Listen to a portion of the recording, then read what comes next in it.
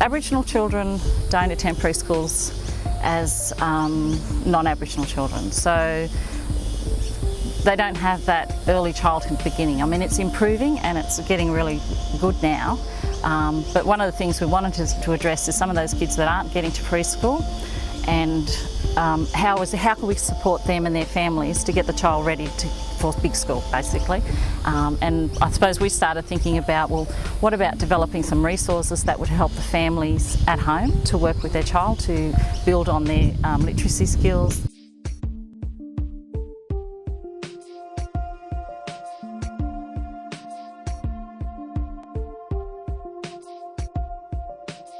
And the idea about the placemat and having the kids sitting at the bench and talking with their parents, and my mum's doing the vegetables and all that sort of stuff. So the placemats work really well, so that the kids could actually recognise those when they got to school, so they weren't on the back foot when they started. So that was the idea about that.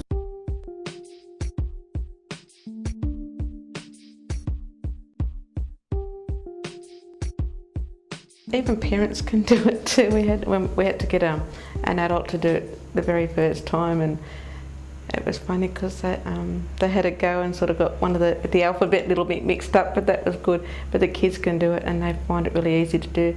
And kids love using whiteboard markers too, wiping it off and having another go.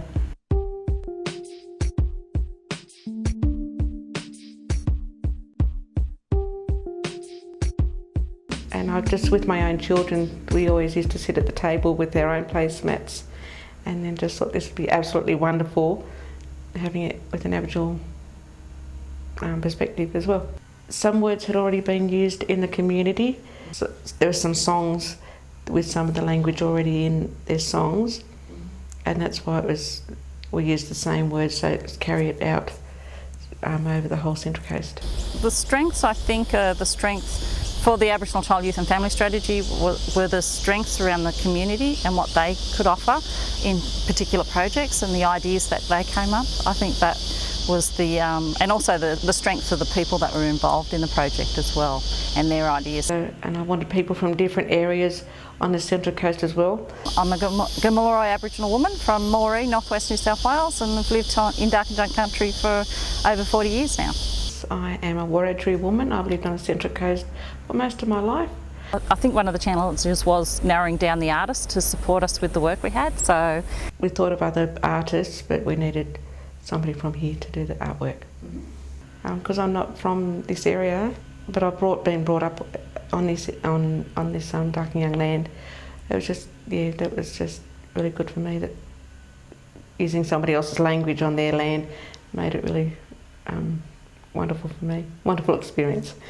We were able to put the language on after the language book sort of dictionary came out, so that was my reference. And I think with Beck's design, she just knew how to put the colours out brightly. I think I explained it and well enough for her to just bring it right out.